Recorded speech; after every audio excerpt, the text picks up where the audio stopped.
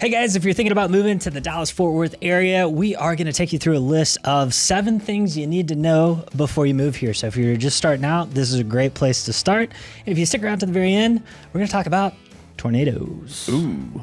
And if this is your first time to the channel, go ahead and subscribe. And if you want to be the first to know what's happening in the Texas real estate market, go ahead and hit that bell.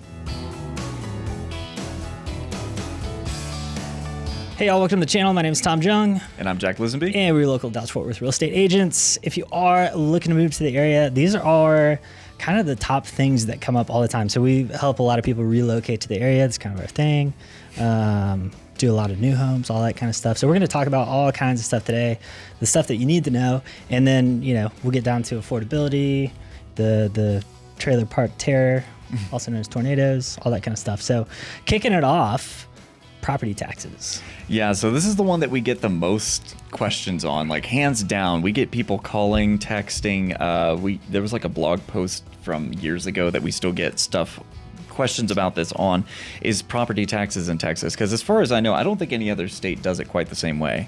Yeah, there's a lot of different ones. I don't know all about all of them, but I guess the big draw, a lot of people know there's no income tax, right? So that's probably why you even started considering the move here. Maybe. Right. It could be the job market. That's also good. But yeah, property taxes range anywhere from like typically 1.5% of the property value all the way up to, I've seen some over 3%, right? Jeez. So that could be a lot of money depending on the value of your house.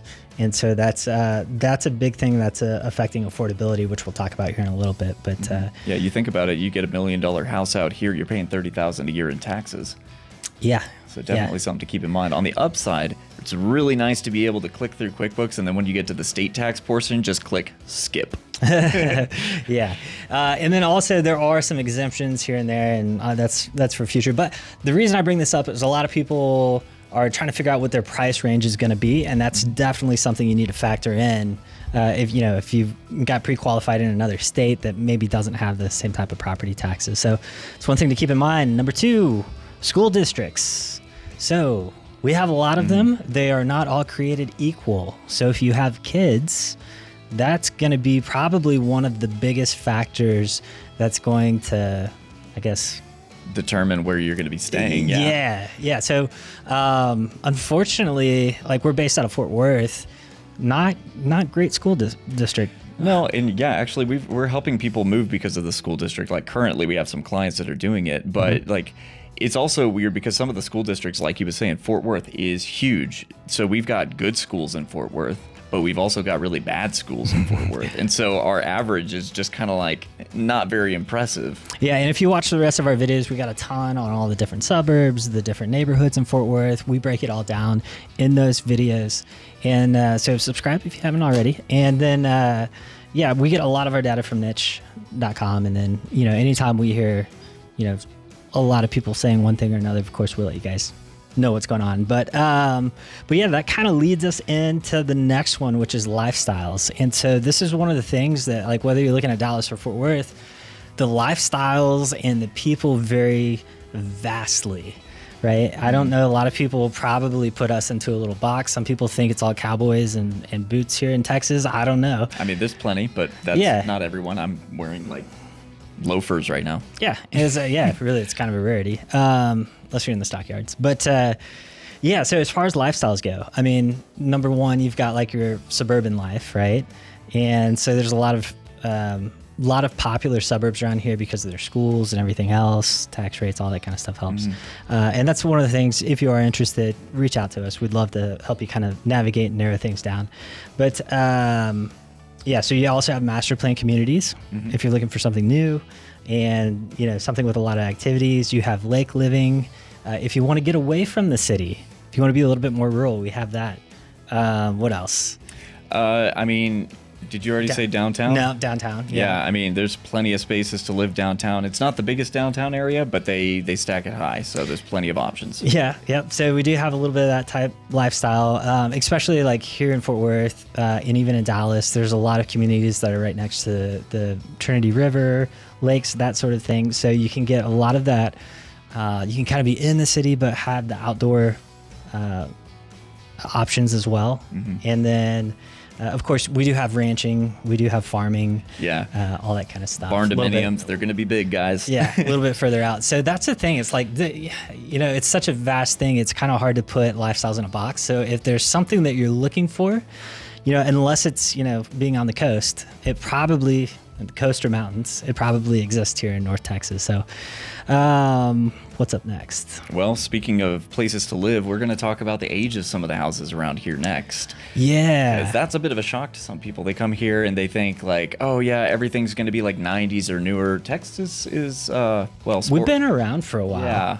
Yeah. And we build things right, so they stick around for a while. And some of these houses are going on 100 years old easily. Yes. And they're well built, but that doesn't mean you're not going to have more maintenance, right? Mm-hmm. So that is kind of one of the things, like the closer you get to the downtown areas, the less likely it is that you're going to find newer stuff. I think there is some going on in Fort Worth and also Dallas, right? You've got old homes that are getting knocked down. They're putting up, new stuff, townhomes, that kind of thing. But for the most part, the closer to downtown you get, the older it's going to be. All of the new growth that's happening is going in different directions, mostly north, North Dallas, North Fort Worth. There's a lot of growth. So if you're looking for something newer, it's probably going to be in those areas. But if you look at a heat map of what's actually going on in our area, it's expanding everywhere. It's just faster north than it is anywhere else. And then also, what we got next? Oh, insurance. This is becoming a big issue here as of late. So this is May of 2024 that we're recording this, and we've had so many natural disasters over the last couple of years, and then it's a long story, but also with the COVID the lockdown and some of the stuff the government did. Anyways, long story short, there's a lot of insurance carriers that have pulled out of Texas, and which is making rates go up. And then it's also changed a little bit of how insurance works. Like, so used to, you would get a policy. Most people got like a 1% deductible, and that would cover your entire house, your roof, everything. And now a lot of these companies are splitting roof coverage as a second thing. Just because we do get hail here and tornadoes, which we'll talk about in a minute. But so I guess number one, it's getting more expensive. So like a typical policy where it used to be like $1,600 to $1,800 a year is now closer to $3,000, and they go up from there. And then with the roofs, those are sometimes a separate policy, and in some cases you can't get a 1% deductible, so it may be a 2 or 3% deductible. So these are things that you'll want to factor in depending on the house to know whether or not, you want to buy it, I guess. So it's like something that I think the insurance shopping used to be an afterthought, but now it's like, okay, we found a property. We probably need to double check on this. Yeah, we've had a couple of deals where it was almost the make or break just because of the insurance price. Yeah. So that's something to keep in mind. But I would say for like most homes, you're going to be around $3,000 a year for property insurance. It could be like 26 or something. I've got a smaller house. Yeah. So unless you're doing something extravagant, you want to talk about number 6, public transport. Ooh, public transportation. Now this is really interesting because we've had a lot of guys moving here from California, and I think we had one from New York as well. But transportation over there, public transport is huge. Here, we're huge, and our public transportation is not. So you've got really long ways to go and very few ways to do so without owning a vehicle. I would say it is definitely in your best interest to pick up some sort of wheels and an engine. If you need can. a GPS and a car to live in Texas. Thing. The roadway in Fort Worth and DFW, it's not shaped like traditional cities. It's more of a wheel and spoke design. Looks like a dip if you really look at it. Yeah, if you're looking at it from the wrong angle, it definitely does. But that being said, it's not going to be like a grid system like it is in some of these more densely packed cities like LA and whatnot. You're going to have to know where you're going. And if you don't, you're going to need some assistance from Mr. Garmin or Google or whoever you subscribe to. TomTom. Does that even exist anymore? I don't know. It's possible to live without one if you're probably downtown living.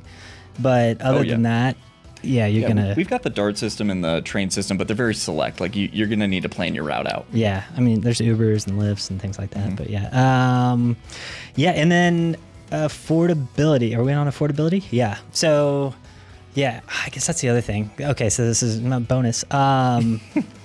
So a lot of people ask, can you get Ubers and Lyfts and things like that? If you're around the suburbs or the cities, for sure. If you start, if you're further out and rural, if it's like a 30-minute drive to get to town, Probably not. So it's going to be a lot more scarce. All right. So affordability. This is something that has been a big draw to our area over the last, I don't know, 5 years since COVID hit. Probably before that, but even more so. And our prices are catching up to the national average, right? Mm-hmm.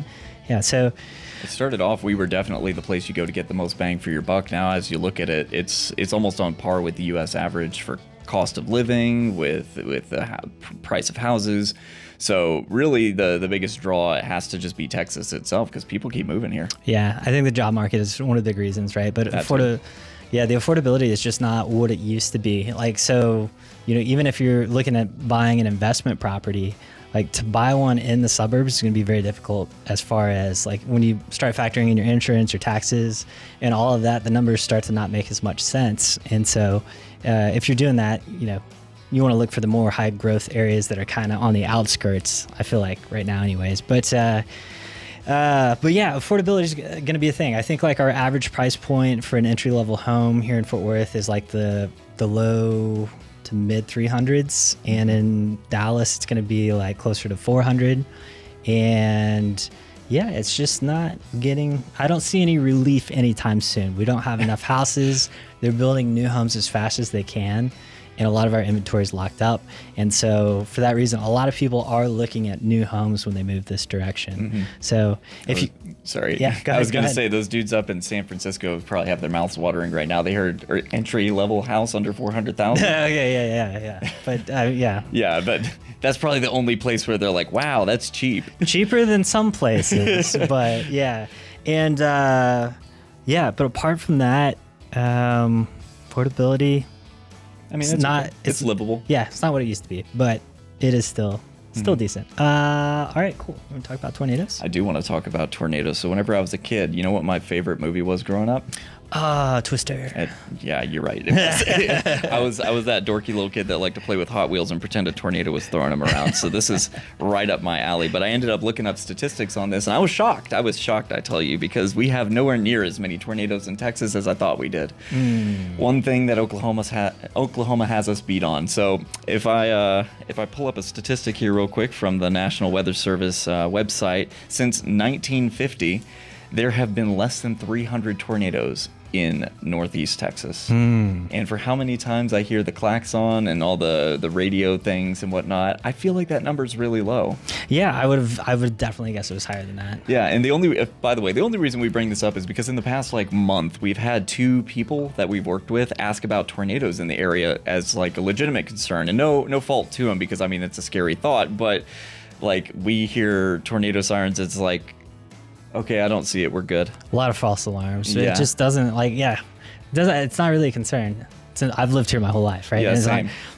But so the interesting thing was, while they are few and far between, they can be very devastating. So actually, a couple of years ago in 2019, Dallas had a tornado come through one of the suburbs and did like $60 million worth of damage, which is very much on the high end. It was a high-end neighborhood too. That's probably part of why. They really added up those numbers.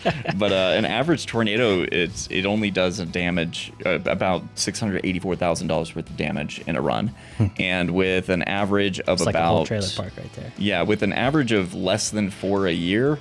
I mean, spread out across the entirety of Northeast Texas, it's a pretty slim chance you're going to have to deal with it. I was just thinking about this. It makes sense that Oklahoma has more tornadoes than Texas, because like the only thing that keeps us from dropping into the Gulf is because Oklahoma sucks so much. I had to throw that one out there. Yeah, this one was just interesting. So the biggest year for tornadoes in Northeast Texas was actually 1995. Otherwise, a pretty good year, but they had 23 tornadoes that year, 14 of which were in May. So May was a very unlucky month. That's crazy. For 1995. Yeah. And if you are like super concerned about it, you can get like little bunkers put in, or nowadays they have these like tornado shelters that you bolt to your garage floor. So yeah. That's another thing. A lot of people ask about. The next question after tornadoes is, do you guys have basements? Yes, no basements in Texas. I mean, I've seen a few. They exist, but this kind of goes back to the older homes.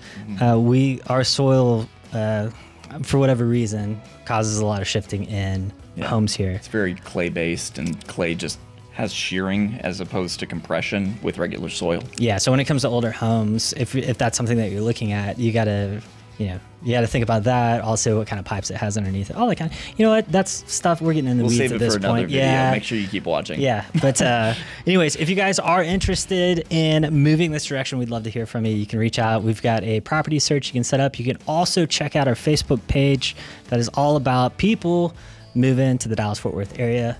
Got a nice community that we're building there. So feel free to check that out. All the links will be in the description below. And as always, if you're looking to buy or sell, remember to keep calm. Call Tom.